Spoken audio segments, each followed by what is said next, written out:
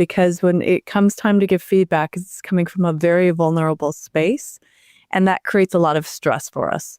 So oftentimes we won't do it. We won't get feedback, but feedback is actually a gift to the other person, even if neither party recognizes it at the same time. Welcome to Work Unscripted. I'm your host, Marlo Lyons. I'm here to toss aside the corporate scripts for unfiltered truths. We are tackling real work challenges with no sugarcoating, providing you with the strategies to thrive and find fulfillment in your career. It's time to turn the page. It's time to be unscripted. Today, we're diving into a skill that every leader needs, but most get wrong: giving feedback. Whether it's constructive or destructive criticism, crucial conversations around feedback can either build trust or completely derail your team. My guest today, Joan Hibdon. She literally wrote the book on this, The Leader's Guide to Mastering Feedback. Joan's unique approach takes the fear out of feedback and turns it into a powerful tool to drive employee growth, performance, and engagement. Stay tuned because we're unpacking exactly how to handle these feedback conversations for managers so you can confidently help your most underperforming employees succeed. Let's get unscripted. Welcome, Joan. Thank you. I'm so happy to be here, Marlo. Appreciate you inviting me to be on your podcast, Work Unscripted. I am so excited that you are here. We met at an International Coaching Federation conference. You are a coach. I am a coach, which is awesome. I am incredibly intrigued to talk to you because your book, A Leader's Guide to Mastering Feedback, has come out. And what's interesting is there are a lot of feedback books out there, a lot. Yeah. But your book is super unique. Why don't you tell us what makes your book so unique? Well, a couple of things. Number one, it's very whimsical in nature. What makes my book so unique is the fact that I look at feedback from a very different lens than I have seen other authors explore and look at feedback from. The lens that I'm very curious naturally, and that also helps in being a coach. But the way I think things, I just see it from a very different perspective. And it's less about the how-tos. It's like not as directional as some of the feedback books, like use this list and this thing. It's really kind of encouraging the reader to figure out their own style and to leverage their own style when giving feedback and to become more comfortable and practice giving feedback as opposed to here's the how to do it. It's how to embody it and how to actually use it as part of your everyday life. And the book goes into detail on all these different ways to think about feedback. I think the problem is people don't realize how important feedback is to start. And they're so scared to give it, but they don't realize without giving it, then people just can't improve. What's interesting about the feedback piece is, yes, we are very afraid to give feedback, right? We don't know how to do it. And so oftentimes we don't.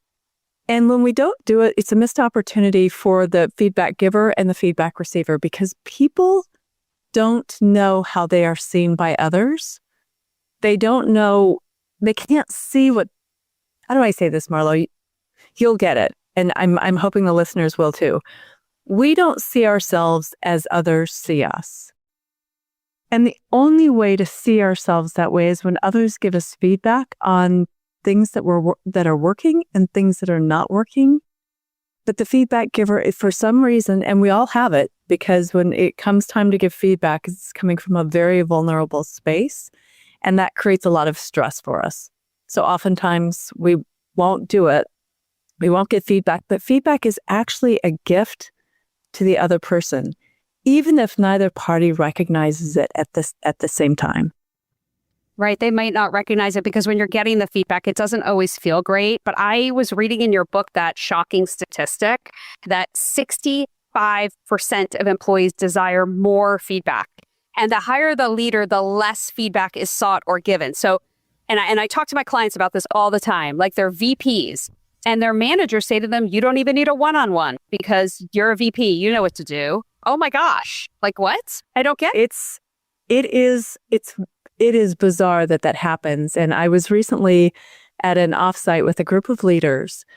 And as we were working through like what was going on from a team standpoint, so it was a team building.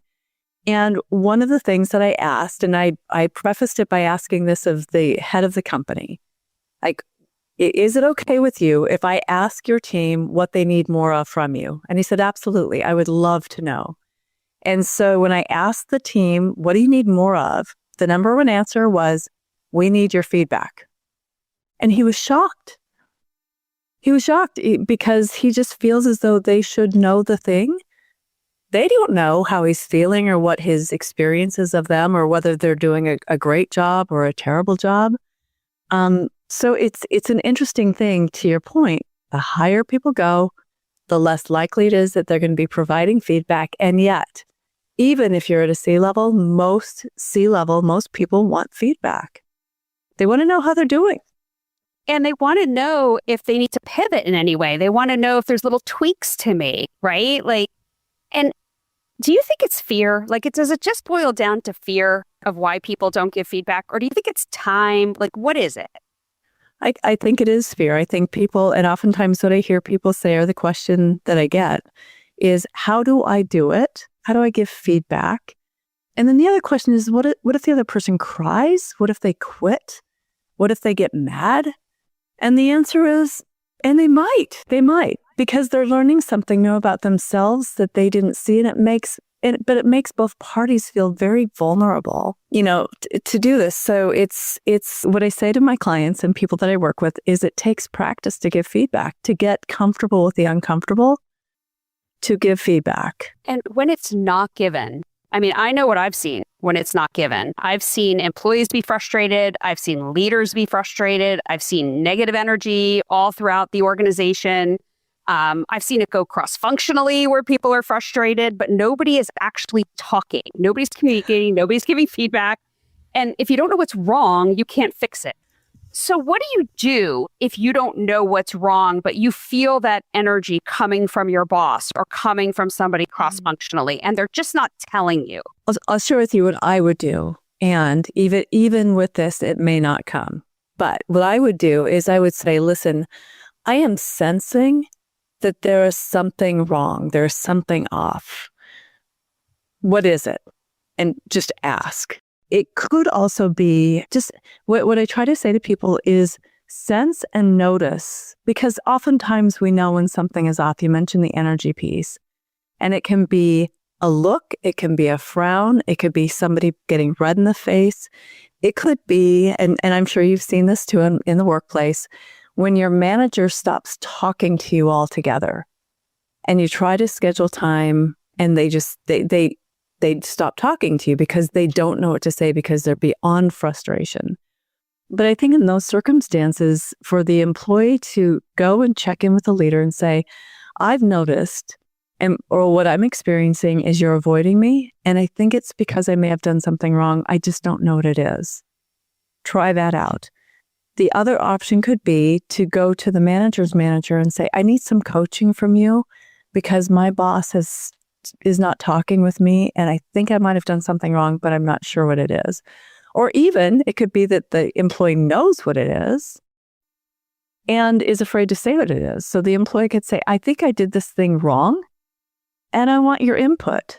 I want to do it right, because most employees want to do their jobs right. Most people don't show up saying, I want to screw up my job today.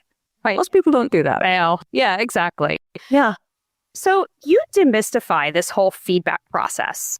That's what you do in this book. And I love it because it's all the things you should think about when you're giving feedback.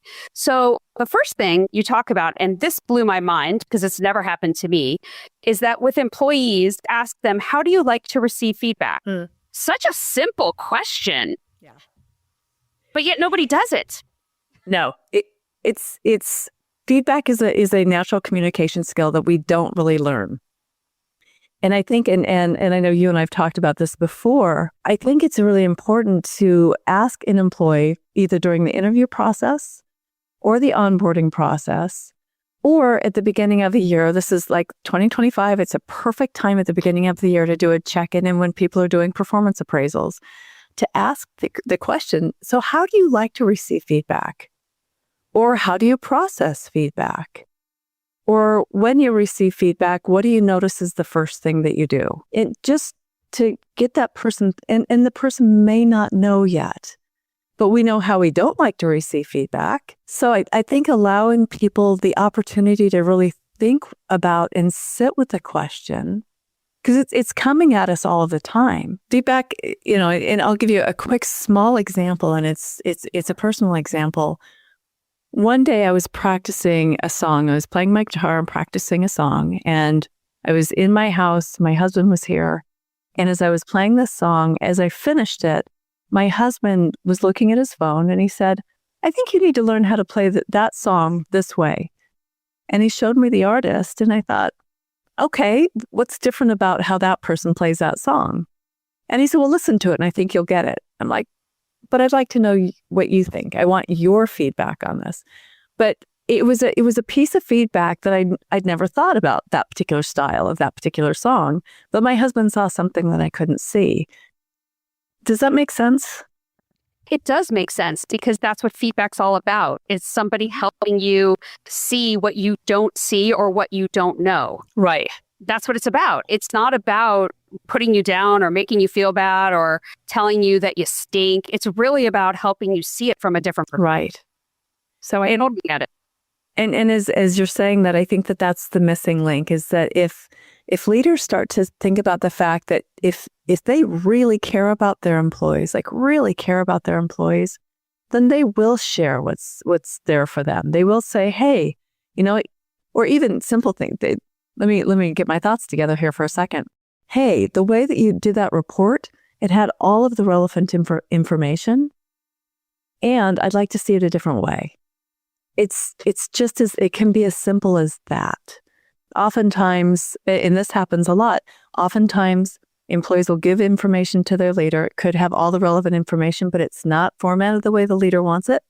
So the leader redoes it themselves, as opposed to saying to the employee, it's got the relevant information, but I want to see it this way. So it's a missed learning opportunity. And if leaders really care about their employees and how to grow, they need to give them feedback. That's how you empower your employees as well. And they won't be as frustrated either, right? And they won't leave thinking that the boss keeps redoing my work, because I've seen that as well. It's micromanaging, which people don't realize that is a classic micromanaging behavior.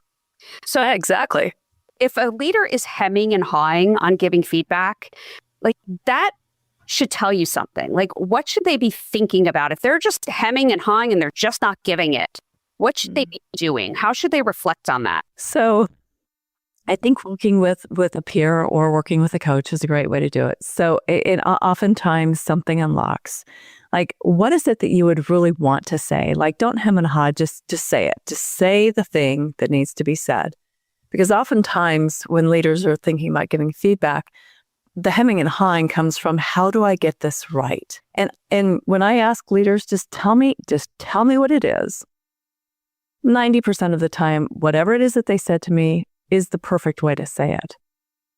But they need to get it out of their heads and, out in front of them.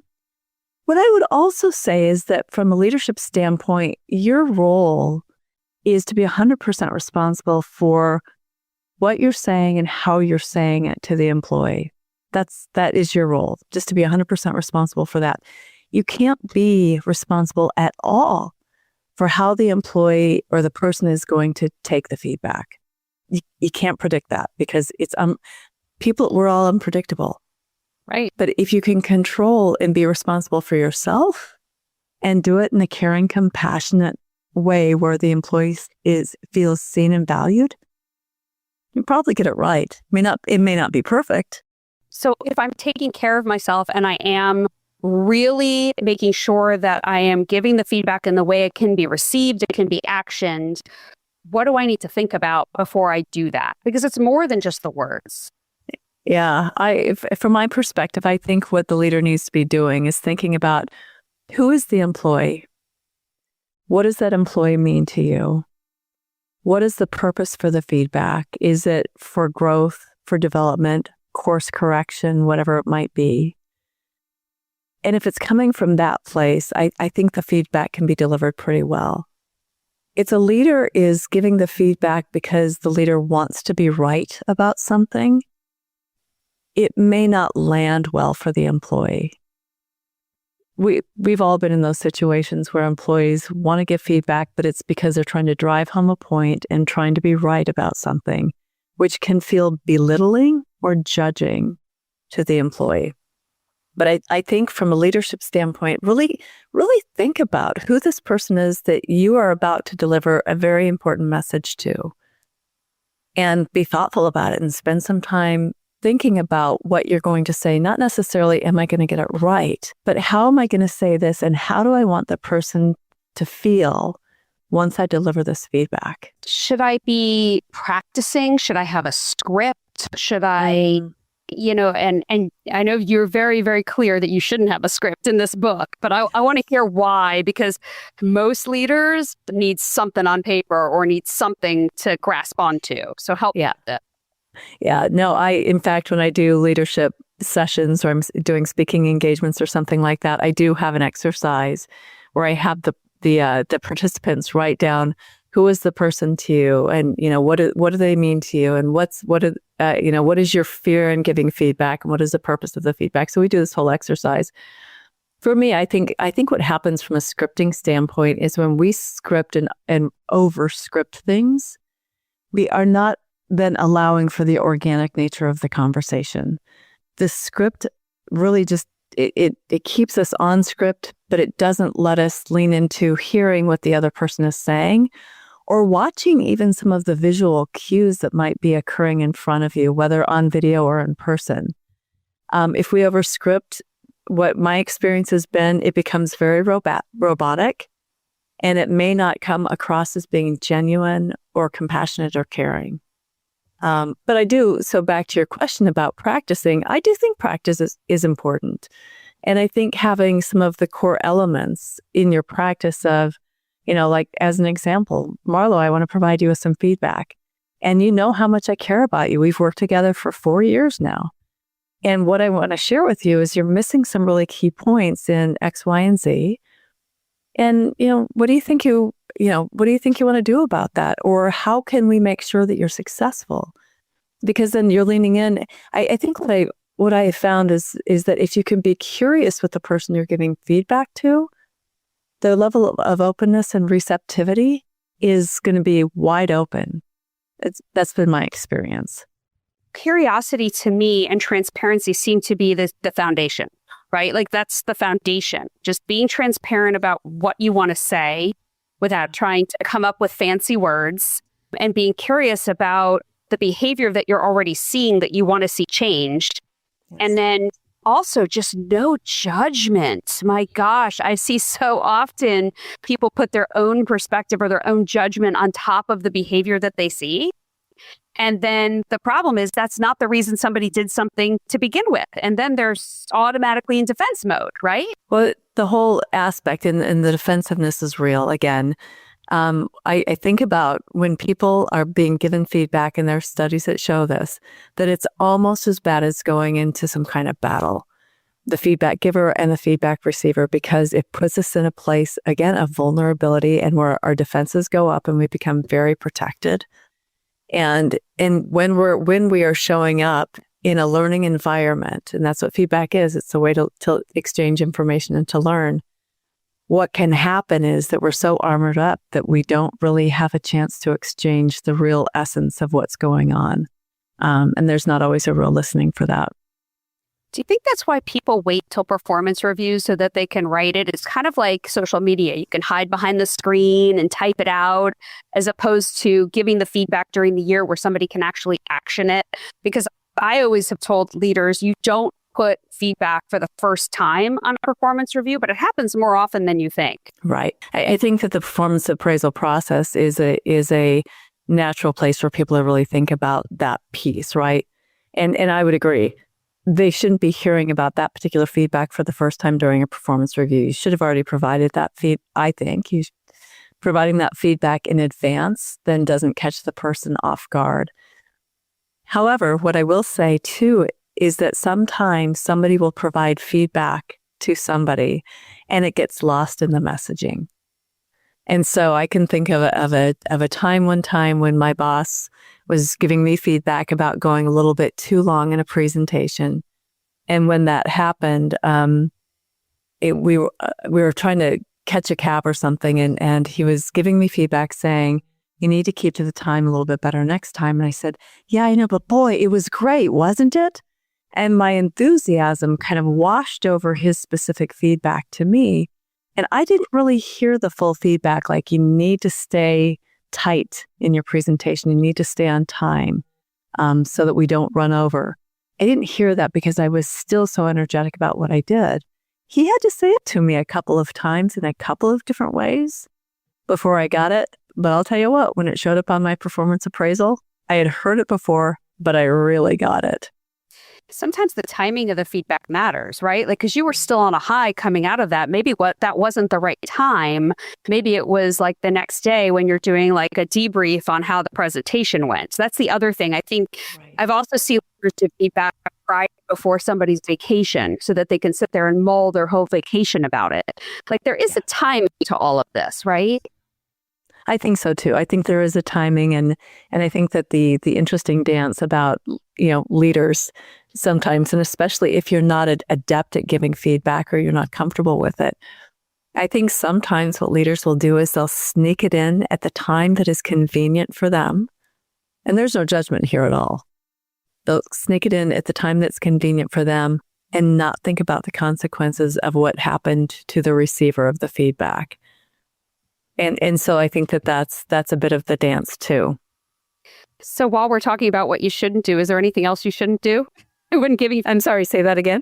I said, while we're talking about things you shouldn't do, is there anything else you shouldn't do while giving feedback? My preference, and this is my feedback preference, is don't deliver critical feedback to me in front of a bunch of people. That I think that from an environment standpoint, it doesn't make people feel safe. And again, feedback is an opportunity to make the person feel safe. And if you're doing it in a large group environment and you're criticizing or being critical, that's not a very kind thing to do. And it creates disconnection between the leader and the employee. I think that is a big shouldn't do. Oh, here's another shouldn't do. I don't think you should call an employee, say on a Friday afternoon, and say, I'd like to give you some feedback, so let's book some time on Monday to talk about the feedback I'm going to give you. That's horrible. You're just dwelling all weekend. Talk about ruining somebody's weekends. Exactly. And I had one young lady call me one day in tears, and she said, I can't believe my manager just did this. And the employee fortunately had the courage to say to the manager, listen, at this point, you've kind of ruined my weekend anyway, so just out with it. Tell me what it is that you're going to tell me on Monday. Just tell me now. And when the manager told her what the feedback was, it wasn't that bad, but it would have made the young lady stay up all weekend like ruminating about, oh my God, what did I do wrong? Am I in trouble? Am I going to get fired? Yeah, definitely a no. And no, don't do that. By the time feedback is given, sometimes managers are so incredibly frustrated because they have failed to give feedback before. Shouldn't they somehow take an internal stock in their body and themselves before giving the feedback? Because it's almost their fault that they haven't given the feedback up to this point. Now they're super angry or frustrated or whatever it is they're feeling in the moment. Yeah. And that's going to come out in the feedback if they don't take stock. I think the hard part, and that is very real, when things are not happening and people get frustrated. And this speaks really to your knowing yourself really well. And from an energetic standpoint, if you feel that you're angry or frustrated, and that is something, thanks for the tip, the lead into what you shouldn't do, you shouldn't get feedback when you're angry or frustrated.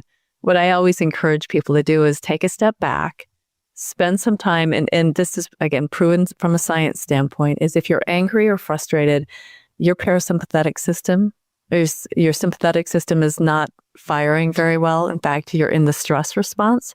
I encourage people to step back and take 10 deep breaths and just really just breathe and see if you can't pull that anger and frustration down a little bit so that you can connect to what is it that I really want to say when I give this feedback?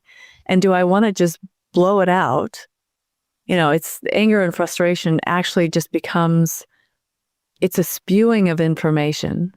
And it creates disconnection. So my preference is step back a minute, go take a walk, take some deep breaths, cool down. And then you can come back and you can say to the person, without expressing the frustration, you can say, I'd like to give you some feedback. I am very frustrated about X, Y, and Z. And I'm curious what's going on and why it keeps showing up this way. But I think it's perfectly okay to use the words, I am frustrated, or I am angry, or I am disappointed. To say the words in a calm way, but it doesn't have to show up through your energy, because that will cause the other person to retreat in a way that they will not be able to hear the feedback effectively. It's kind of like yelling at your kids, right? Like if you raise your voice and you yell at your kids, they don't actually hear what you're saying at all. All they remember is that you raised your voice and yelled at them. It's the same thing in the office. It's not much different. Right. And that you're mad at them. I mean, you're mad. And if you're an employee, your fear is you're going to get fired. And that puts the employee into a place where they're not thinking clearly either. And they're probably going to make more mistakes because they're fearful. Exactly. And you touched on it just a second ago, kind of like a formula for giving feedback. And you only touch on this a little bit because there are a lot of books on there with formulas out there. And you talk about situation, behavior without judgment, impact of the behavior, and alternatives. Can you give an example of like a bad way to give feedback and then a good way using this formula? I think the bad way to give feedback is to say to somebody, you did this wrong and I want it right, and I want it right by tomorrow morning. Or you continue to do this wrong. You continue to turn the report in wrong. It doesn't give context. It doesn't give information. I think that a better way to give the feedback using the SBI and explore alternatives, what you just walked through, is to say, here's the situation. I have noticed over the last 4 times you have turned in this report repeatedly wrong. The behavior that I'm experiencing is that you're not double checking the details and the dates that are going into the report. So from a behavior standpoint, I think you're moving too fast and you're not looking at the details. The impact is that I'm spending more time reviewing the information and having to get more into the weeds. And the impact is that I'm not trusting the information that's being prepared for me. And so I'd like to explore how to help you slow down and get the details right before you turn the report in. So that's a way to do it. It takes more time. It takes more thought. But I think that the employee on the other side is, number one, is paying attention to, wow, my boss knows it's been 4 times. My boss is able to articulate something that is probably one of my weak points. I'm not great with details, or I am moving too fast. And my boss is letting me know what the impact is. And I don't want to impact her that way or him that way. I don't want to have that impact. And then the exploration, or what are the alternatives, may give me as an employee the permission to ask for help and or to ask for retraining. Perhaps I missed something in my training, or I'm something, or perhaps I know that I always move too fast and I skip over the details and I need to slow down. And so how does that land for you? And if the boss, it lands much better for me, by the way. First of all, definitely it lands much better. If I don't know as a boss the reason for the behavior, meaning the report that's wrong or is coming in, then I can just be curious and say, hey, what's going on, right? And just say, what are you finding? Like, why? I hate using the word why. I feel like that's an automatic judgment, but like, what is stopping you from actually, making sure that the report has all the proper elements and dates and information in it? So that way you can learn, is the person moving too fast, right? Are the details, are they not detail oriented? Or maybe they, had something really tragic happen that week and they were distracted. It gives you the opportunity, right, to open up the conversation. Yeah. And part of the whole purpose of feedback is to strengthen relationships and strengthen the results and the performance. That's what it's for. And the way that you just said it, I love the distraction question. Like, what's distracting you from getting this right? Yeah. If you have never given feedback, you're listening to this podcast and you're a leader And you're realizing right now, oh my gosh, I've been ignoring my senior employees because I assume they know what they're doing, or I've just never given feedback because I just expect them to do it right. And then all of a sudden you wake up and you go, okay, I'm listening to this podcast. Now I'm going to give everybody feedback Monday morning. It could really make somebody feel like their job's at risk, I think, if they've never received it before. Like, should they preface that with anything? I think so. In fact, I've got a couple of clients who are working on the art of giving feedback, mastering feedback. I always think it's a great thing to preface it and just say to employees, listen, I just listened to this really great podcast. I hadn't thought about it in these terms. And I want us to all start practicing giving feedback. And so one of the models that I love to use with feedback is it's an exchange between two people. And it's set up such that we're each asking each other, what are two things that I'm doing well? And what are two things that I could do better? So that's an invitation from a boss to an employee. It could go this way. It could be, I want to provide you with two things that I think you're doing really well. And I would love to share with you two things that I think you could do better. And when I'm finished with that, I invite you to share the same with me, two things that I'm doing well and two things I could do better. So it becomes a little bit scary.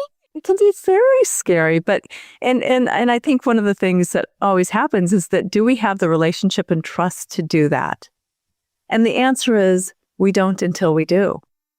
Right. We don't until we do, and until it becomes a practice. In fact, I've worked with this client now, since 2017, but we became very intentional in a feedback practice around 2021, 2020. And where they've normalized feedback, they do peer-to-peer feedback. But it took a while to normalize it because it is scary, and people's stomachs get all cramped up, and their hearts start beating rapidly, and they get headaches, and what am I going to do? But after a while, when you practice and normalize it, it just becomes part of the everyday culture. It's not personal at that point. I can think one boss that I've ever had that relationship with, where I got feedback every week from that boss. It was always delivered perfectly. I think maybe once it didn't sit well, and I was able to tell the boss why it didn't sit well and what I heard. And I was also able to give that boss feedback. But it really does take you feeling solid in your job. Like you're not on a pip, you're not, right? Yeah. You're not in trouble. You're not feeling like the boss is already frustrated with you. Like, I think it takes a tremendous amount of trust, but also just that relationship, that deep relationship with your boss, which not many people have. What do you do in that scenario? And we raised such a great point, right? It's building that trust in that relationship. And I think that going back to the previous notion of how do you know how your employees like to receive feedback, I think there's an opportunity when in the interview process or in the early days of onboarding for an employee to say to their boss, sometimes I might notice something that's going on over there for you, and I would love to have the permission to provide you with feedback. Is that okay with you? And how do you like to receive feedback? So it's a little bit of the reverse, but I think the importance of that is that oftentimes leaders, me included, when I was working in the corporate world, there were things that I was doing that I couldn't see that I was doing, or I didn't understand the full impact, and nobody would say anything because I was the boss or the big boss. But it's like the emperor's new clothes. Totally. If I'm walking around doing something that is having an impact on my employees, I really want to know about it. And I think most leaders do. I agree, 100%. But that's just my perspective. I do think most leaders do want to know when they're having an impact. They just are not used to it yet. Unless they're a narcissist, I would say absolutely. Absolutely. Absolutely. Yeah. Once feedback is given, then do you need to revisit it? Like, the one thing that I always loved about this boss that I was talking about is they gave you the feedback, and then about a month or two later, they would tell me whether or not they saw the pivot, right? Or even a week later, say, hey, you really pivoted well on that. Or do they need to come back and say, remember I told you? I like how you just did that. I think the follow-up is really important. It speaks to a different area of where leaders sometimes fall short, and that's accountability. I think that I think there's a question in that, which is, I told you, as opposed to that saying, hey, I gave you some feedback about 30 days ago. I haven't had a chance to observe anything different. So I'm curious, what have you done with that feedback? How has it made a difference for you? Or have you done anything with it and has it made a difference for you? Those kinds of questions to come back and to circle back. Did they hear you? Did they take it? What's interesting about the feedback piece is that oftentimes managers will say, I gave that person feedback and they didn't do anything with it. And I'll ask the question, did you ask them to do anything with it? A great question. And the manager's like, well, I just assumed that they would. And I'm like, I wouldn't assume that. I would say, what do you want to do with the feedback that I provided you? Or what are you going to do with the feedback? And don't be surprised if the employee comes back and says, you know what, I'm not going to do anything with it. And if that's the answer, there may be consequences that then the leader will need to face and have a different conversation with the employee. But assuming that somebody's going to do something with the feedback, it can get you in trouble. Also, don't you think, what if the employee comes back and says, what feedback? That's pretty obvious you weren't as clear as you thought you were. Yeah. Yeah. When did you give me the feedback? I don't remember that feedback. And that can happen. Absolutely. It can happen. And if it does, then for the manager to again reiterate what it was, why it's important, and even to say on this date, we had this conversation. Remember, we were sitting in this place on this date. I provided you with this feedback. And sometimes jogging the person's memory. I guess I took that as a suggestion. I didn't think it was something that you really wanted me to do. So to your point, it may not have been as clear. It could have been sandwiched right in between two slices of really sweet cookie, or whatever the person didn't quite get. So I'm going to ask you this question because I would be remiss if I did not ask. You mentioned this earlier, that you're not responsible for people's responses to the feedback, meaning crying, screaming back, becoming defensive, trying to explain. I think people don't realize that when they receive feedback, the goal is to take it in, not to explain. And I think the explaining comes off as defensive because you're trying to explain something that maybe the leader passed a judgment that wasn't right. And so I guess, what do I do? I'm a leader, I'm giving feedback, and somebody starts crying or starts explaining. What do I do in that moment? What I would suggest that you do is you say to the employee, I'm going to give you a few minutes. I'm going to let this soak in. I'm going to turn my camera off if it's a video call, or I'm going to leave you alone just for a few minutes. I'm going to have you gather your thoughts. I'm going to allow you to process this. And then we're going to get back together. And it could be 5-10 minutes. It could be 30 minutes. But I think let the person have the moment to let the feedback, get absorbed into their system and then come back at it. I think, and this is not the truth of the whole thing, I think defensiveness, when people become defensive, it often is because there's a seed or a kernel of truth in the feedback. And they're trying to bat it away or justify whatever it might be. And that is a normal human response. It's just normal. But there's nothing for the leader or the manager to do or to fix with it, except for to say, I'm just going to let you sit with this. And then let's have a conversation.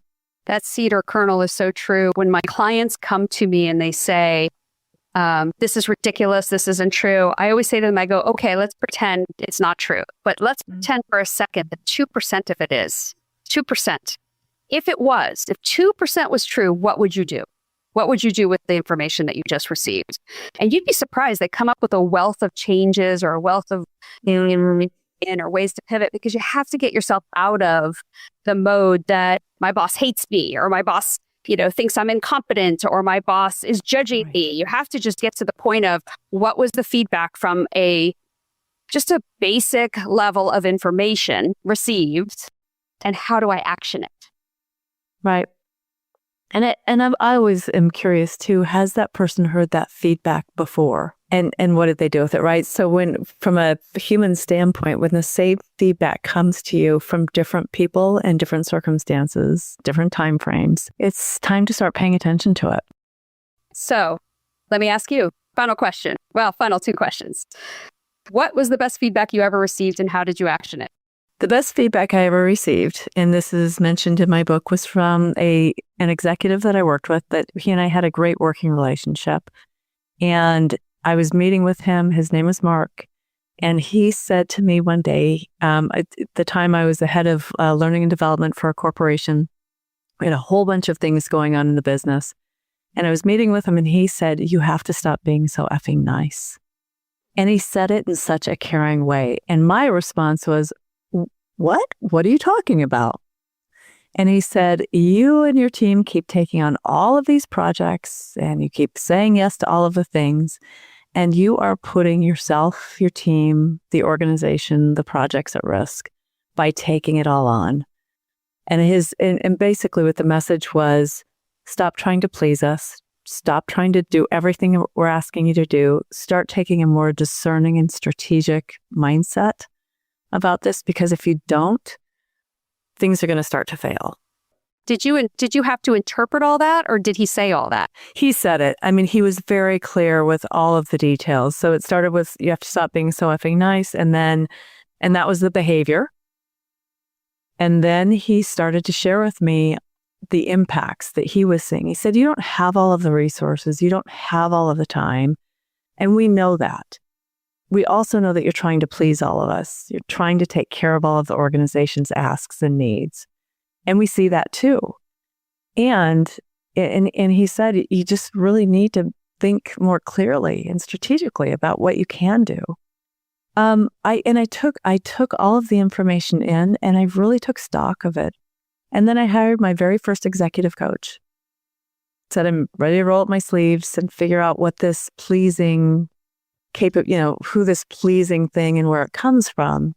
And what it allowed me to do is it allowed me to then be very discerning about, am I saying yes to something because I'm trying to please that executive in this case, or am I saying yes to it because I can really deliver it? And those are two very different things. The beauty in his feedback then, in the environment that I worked in, I was able to go and speak with all of his peers and say, "I just got this feedback," and to do a check-in with all of his peers. And they said, "Oh, he said that to you?" And I'd say, "Yeah." And they said, and then I would ask all the other leaders, "So do you feel the same way?" And they all said, "Yes, yes." And so then we started to create, I permissions, like my permission to reframe. If I got caught in the trap of saying, "Oh yes, I'll do that," or "We'll do that," I then would say, can we really do that? We can't do that. So it helped me to reframe some things. So he actually just shone a light in something that had been a habitual reflex of mine that I was able to then unwind. That's awesome. That is awesome. What is the least effective feedback that you receive? Oh my gosh, the worst feedback or the least favorite feedback I've ever received is no feedback. What I mean by that is that there are a number of times that I've been ghosted during my professional life. And when I say ghosting, it means that somebody just leaves my life or leaves something on the table without being truly authentic about what it is that I could have done differently or better in the context of what I was delivering or the relationship. They just left, just stopped talking to me, started to avoid me. That is the worst. It is the worst. And in fact, you just wrapped it up, because what I was about to say to wrap this up is, leaders, learn how to get comfortable giving feedback. It is time, because that is the worst thing that can happen. Just like being ghosted during an interview or ghosted in when you're in a job and you don't know why. Horrible. Absolutely horrible. And that is never going to make somebody get better or improve. It's awful. It's a lonely feeling. And it leaves a traumatic impact for the person for a while. I mean, it's the worst. It is. What about you? What's the best feedback you've ever received? Best feedback I ever received was a boss who said to me about a week into the job. So I had the same job that I had the place before. And the boss said to me, "The value you bring to this job will be very different than the value you brought to the last job.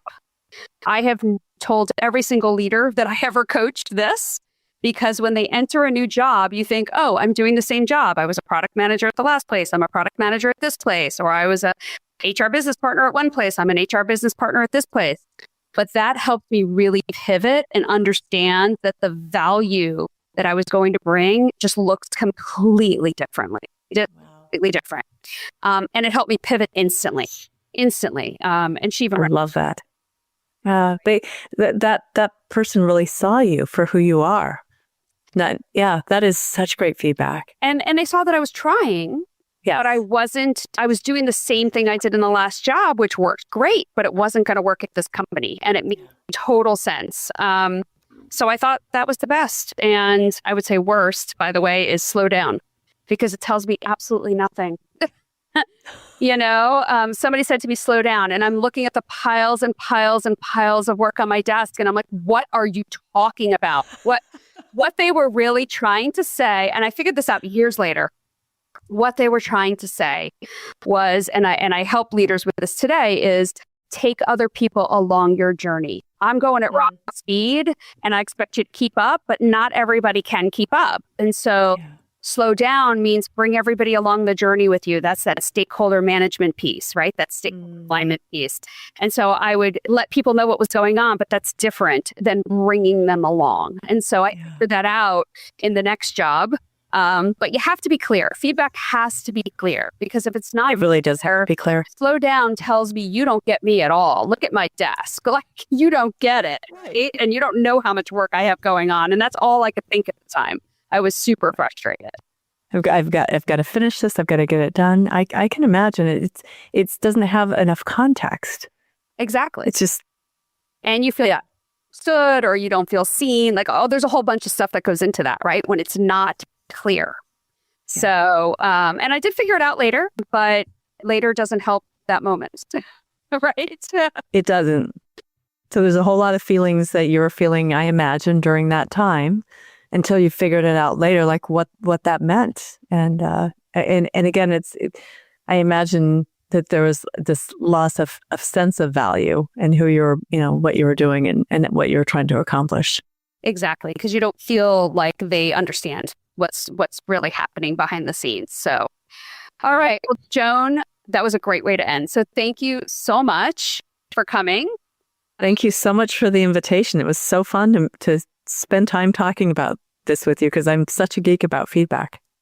It is such an important topic, and leaders have to learn how to give feedback. It is a gift. We know this, if it's given in a way that it can be actioned and it can be heard by people. So, Joan, thank you again. I want to reiterate your book. It's called A Leader's Guide to Mastering Feedback. It's on Amazon. And also, where can people find you if they want to hire you to coach their leaders on how to give feedback? If they want to hire me, they can find me at Joan, Joan, at jdhinsights.com, or my website, which is www.jdhinsights.com, is where people can find me. And I'm on various socials. I'm on LinkedIn, on Facebook, on Instagram. So there's lots of places to find me. Perfect. So if anybody wants to learn about feedback, Joan is also an executive coach like me. So bring her on in, because this is the thing that will absolutely scale your business and scale it so much faster. And it's cheap. Thanks so much for tuning into Work Unscripted. If today's conversation resonated with you and you know a leader or a team who could benefit from building their emotional intelligence, empathy, and mastering how to give and receive constructive feedback, reach out. Let's talk about getting a workshop on your calendar to foster a culture of learning, trust, and continuous improvement. Your team and future you will thank you. Until next time, stay unscripted.